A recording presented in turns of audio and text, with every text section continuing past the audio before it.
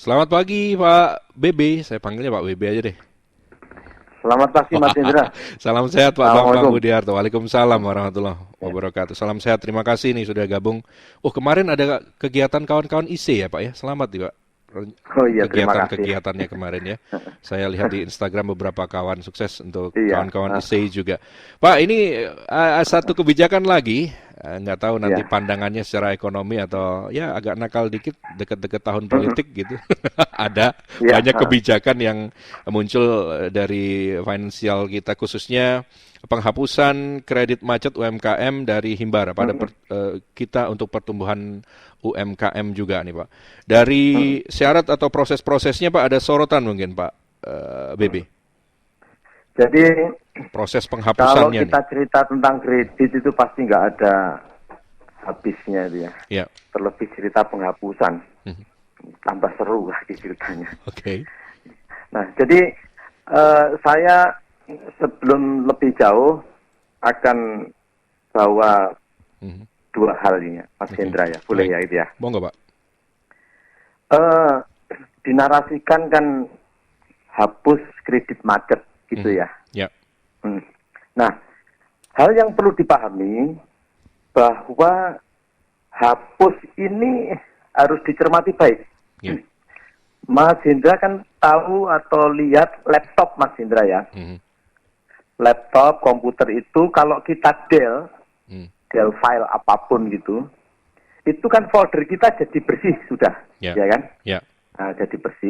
jadi bersih, kita bisa bekerja lebih enak lagi.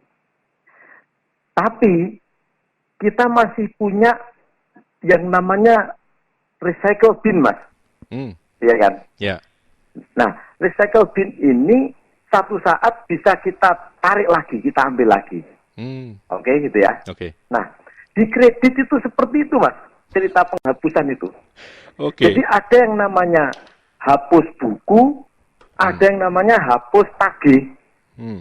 Nah, hapus buku ini adalah kalau kita mendel file di laptop itu. Oke. Jadi bersih catatan-catatannya. Mhm. Hapus tagih ini situasi seperti yang di recycle bin. Oh. Jadi kalau tidak ada hapus tagih, maka bank Ada ini lagi. masih punya hak untuk apa ya? Bank tidak kehilangan hak untuk menagih. Jadi si UMKM atau orang per orang itu masih boleh ditagih. Oke. Nah sehingga harus hati-hati masyarakat ini. Yang dihapus ini apanya dulu? Hmm. Hapus bukunya atau hapus tagihnya? Oke. Atau sudah hapus dua-duanya? Nah kalau sudah hapus dua-duanya, nah boleh seneng. Oh. Nah itu dulu pertama. Oke, oke. Gitu, Mas. Ini logikanya ya, logikanya dibangun gitu ya. Pak, sorry, saya kalau yang hapus buku berarti yang di folder aja yang dihapus ya, logikanya ya. Betul. Kalau hapus tagih, dua-duanya hapus.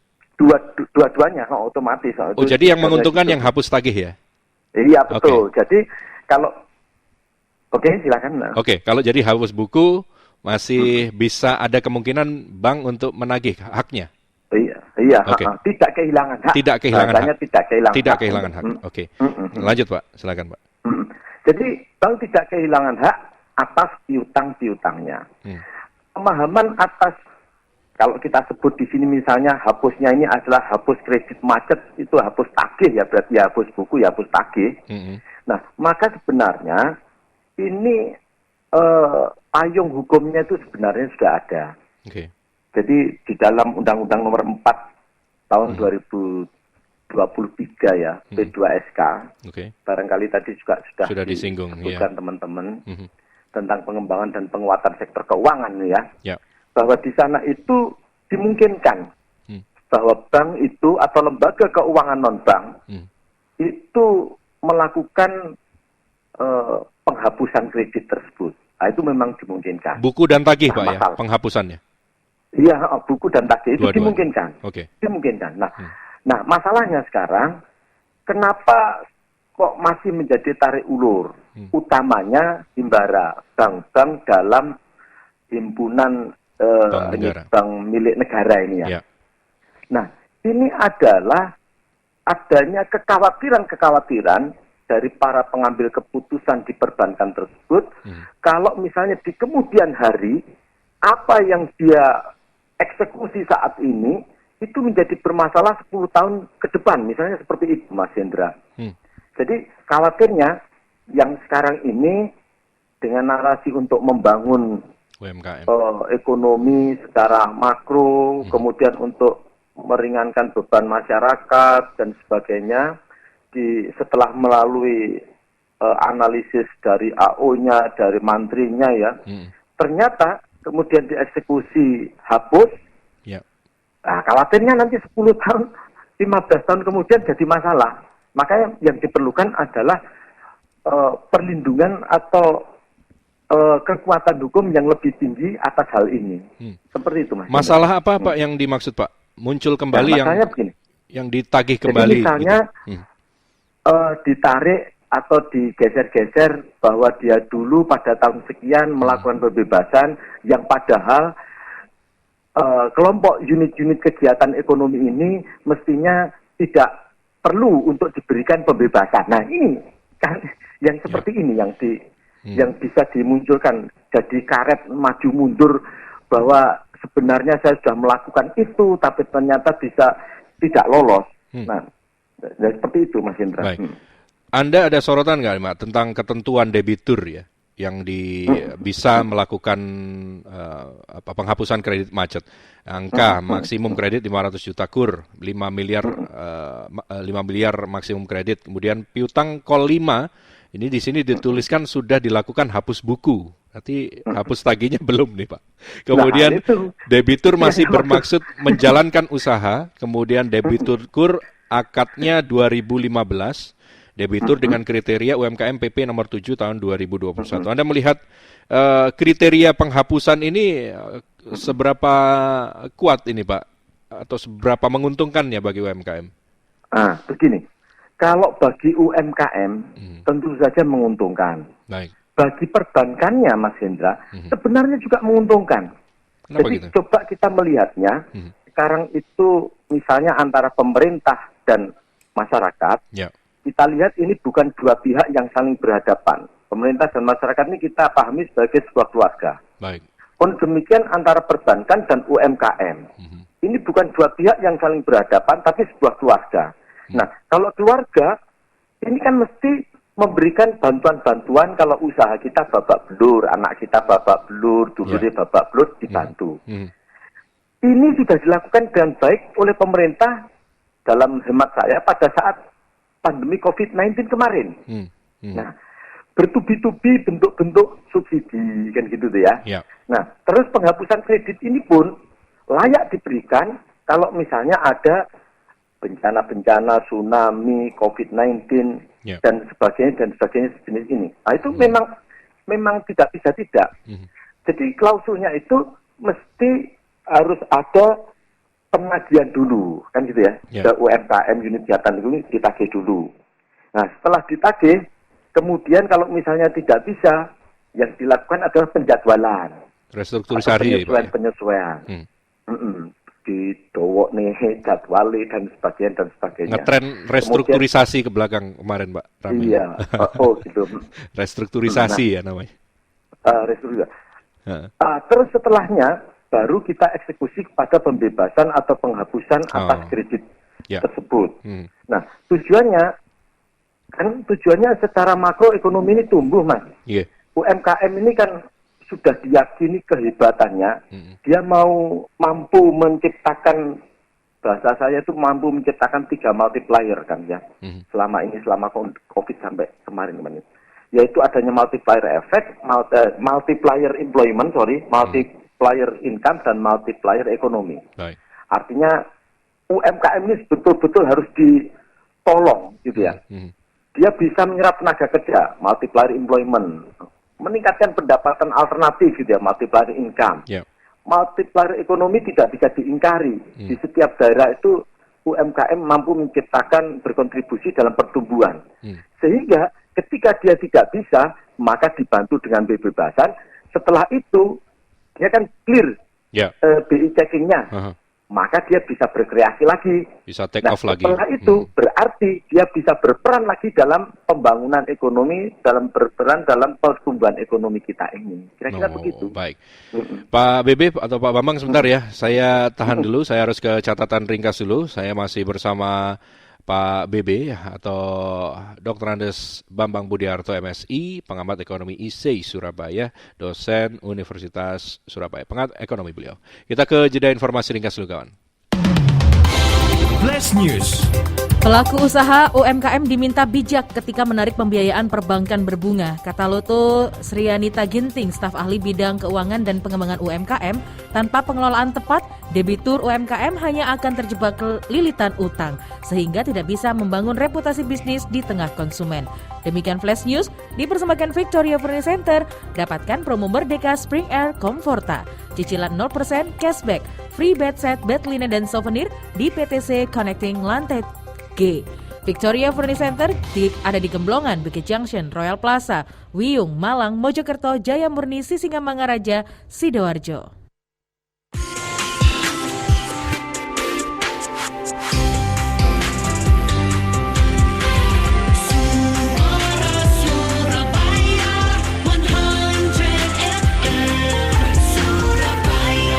Masih bersama narasumber kita untuk pagi ini, Dr. Andes Bambang Budiarto MSI, pengamat ekonomi ISEI Surabaya, dosen Fakultas Ekonomi di Universitas Surabaya Ubaya.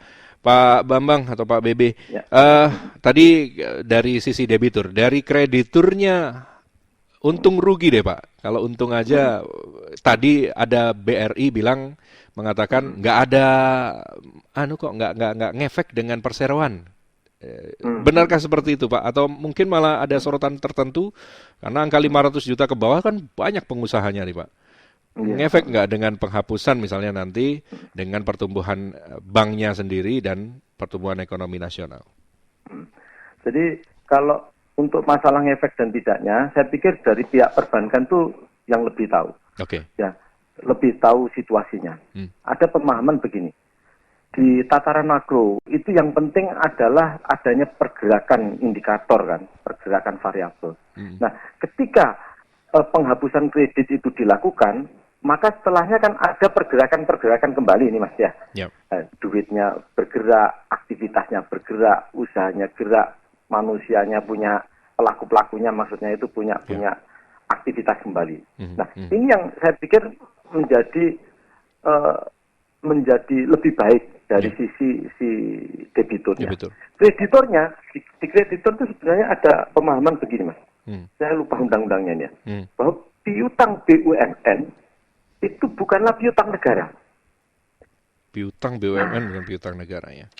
Jadi sehingga apa yang jadi tagihan-tagihannya bank, nah gitu ya, itu setelahnya tidak menjadi kerugian bagi negara. Nah ini ya nantinya ya. Kalau misalnya itu dibebaskan, nah, sebenarnya seperti itu. Ya, apalagi ini himbara Pak ya. Nah itu yang saya maksud. Ya. Nggak ngefek lah krediturnya. Ada terus uangnya ya. Iya. Oke. Terus ada satu lagi nih kalau boleh saya katakan. Silakan, Pak. Seringkali di UMKM kita sendiri ini dapat stigma atau label dia itu visible tapi tidak bankable. Nah, ini yang sering terjadi Mas. Tadi ada yang menyebutkan tuh visible tapi tidak bankable. Itu yang sering terjadi. Oke. Usahanya ini layak, tapi dia ternyata tidak layak memenuhi syarat mendapatkan pembiayaan atau mendapatkan kredit. Nah, ini apa yang terjadi Pak? Kesalahan filter waktu syarat administrasinya? Visible tidak bankable tadi si UMKM ini atau jadi awal peminjaman. Terjadi, Mas, ya. Ini simulasi coba ya, saya renung-renungkan ini. Oke. Usahanya ini layak dibutuhkan masyarakat, diperlukan ya. Misalnya tempat usahanya itu seperti itu sudah benar misalnya. Nah, berarti kan layak nih ya. Nah, dari nilainya layak. Tapi ini misalnya, ini simulasi saya ini, yang lebih tahu detail nanti pihak AO, Pak Mantrinya perbankan. Jadi tidak bankable kenapa? Bank kenapa mengatakan tidak memenuhi syarat bagi usaha tersebut, padahal sudah layak usahanya. Bisa jadi dia tidak punya parkir, Mas. Jadi misalnya usaha ini membuat ruwet jalanan, parkir di situ gak karuan, yang rentan membuat bermasalah dengan dishub, dengan pemakai jalan umum lain dan sebagainya. Maka bank akan berpikir yang seperti ini. Iki gak bankable sing koyo ini iki. Nah, seperti itu. Oke. Itu sederhananya ini gitu, sederhananya gitu ya. Jadi bukan kesalahan administrasi ya. Jadi nggak sembarangan juga kan bank memberikan bantuan sebenarnya, Pak. Oke. Ya itu artinya salah satunya aja. Salah satu. Oke. Oke. Ada yang tadi ini Pak bilang, lah kalau ada penghapusan ini bagaimana dengan mereka yang lancar-lancar saja? Kemarin sudah lunas misalnya, Pak. Rugi rek gitu. Harusnya tak tunggu. Gimana Pak Bambang? Ya ini Pak, kalau ini perlu pakai bahasa langit ini. Ya harus disyukuri setiap saat. Ya, syukurlah kita ini kan bisa berkontribusi gitu. Kan kita tidak tahu perjalanan setelahnya itu seperti apa ya. Apakah untung terus, apakah babak belur dan seperti itu. Ada ini saya singgung sedikit tentang ini Pak, tentang moral hazard ya, moral hazard. Bagaimana Anda menilai resiko moral hazard juga dalam konteks penghapusan kredit macet UMKM? Ada langkah-langkah yang bisa diambil, Pak, untuk mengatasi resiko ini? Sebenarnya kembali kepada masing-masing pihak ya, kalau yang seperti ini moral hazard ya. Jadi niatannya dia pertama kali ketika dia ambil pembiayaan, ambil kredit, itu apakah benar disemangati bahwa akan dilakukan usaha sebaik-baiknya, atau akan beliut di tengah jalan, alah engko nek rugi paling yo ditolong dihapus. Nah, ini yang bagi pihak perbankan kan sulit melacaknya itu ya. Jadi pengaruh psikologis seperti ini, Mas. Dalam pemahaman saya kok begitu. Oke, jadi masih ini ya, masih tergantung indikator kritisnya yang perlu dipantau ya Pak untuk mengukur. Ada dampak Pak jangka panjang untuk UMKM sendiri dengan adanya rencana atau wacana penghapusan ini, UMKM dan juga pemerintah ya, khususnya banknya. Mengaruhi nggak nih persepsi resiko investor dan kreditor pada sektor UMKM di masa depan? Saya pikir tidak terlalu nggak terlalu pengaruh Mas. Ya. Jadi kalau situasi penghapusan atas kredit UMKM ini, tidak besaran yang mungkin tadi juga disebutkan sejawat yang ada ya, itu ini pemerintahan kita ini kan besar ya, anggarannya juga besar. Kita mampu tidak hanya masalah perkreditan pembiayaan, tapi kan kita juga memberikan subsidi-subsidi yang lain juga bisa. Yang listrik, yang motor, yang apa macam-macam kan ya. Nah, artinya semuanya kan sudah ada hitung-hitungannya di awal tahun anggaran. Nah, ini sebenarnya kan ada precautionary-nya sejak awal sudah begitu. Oke, baik. Yang berikutnya soal reputasi nih Pak. Ya, reputasi ini kan dengan adanya kreditnya dihapus, artinya reputasinya dikembalikan. Bagaimana Anda melihat nih ya, efektivitas insentif ini tentang reputasi dalam mendorong UMKM untuk lebih bertanggung jawab pada pengelolaan kredit berikutnya? Ini kedepannya memang bagi UMKM yang pernah dilabeli, pernah mendapat penghapusan, ini mungkin kedepannya bank tentu akan lebih melakukan kehati-hatian itu ya. Iki wis pernah dapat pembebasan misalnya begitu ya. Meskipun dia dengan jenis usaha bendera yang berbeda, tapi identitas bagi pengelolanya atau manajemennya kan tetap harus dilacak dengan baik. Saya pikir AO atau menterinya tadi akan bisa melakukan sebaik-baiknya. Ilmunya orang perbankan ini luar biasa Mas untuk mengetahui itu sebenarnya. Udah ada tanda-tanda tertentu ya. Baik. Iya. Oke, Pak, terakhir sebagai masukan nih Pak untuk kawan-kawan kita UMKM dengan adanya rencana penghapusan kredit ini, apa yang harus disiapkan ke depan ya dalam hal untuk mendukung perekonomian atau pertumbuhan untuk UMKM-nya sendiri dan juga pertumbuhan ekonomi nasional. Silakan Pak Bambang. Jadi siapapun kalau terkait dengan pengelolaan keuangan, ini harus tetap berpegang pada prinsip kehati-hatian. Jadi baik debiturnya ataupun krediturnya. Jadi ini yang harus tetap diutamakan. Itu aja Pak. Baik. Itu intinya. Pak Bambang, terima kasih banyak waktunya untuk Suara Surabaya, Pak Bambang. Ya. Sehat-sehat, salam untuk kawan-kawan Ubaya dan ISEI juga. Selamat pagi, Assalamualaikum. Waalaikumsalam. Dr. Andes Bambang Budiarto MSI, pengamat ekonomi, Ikatan Sarjana Ekonomi Indonesia Surabaya, dan juga dosen Fakultas Ekonomi di Universitas Surabaya, Ubaya, untuk program wawasan Suara Surabaya.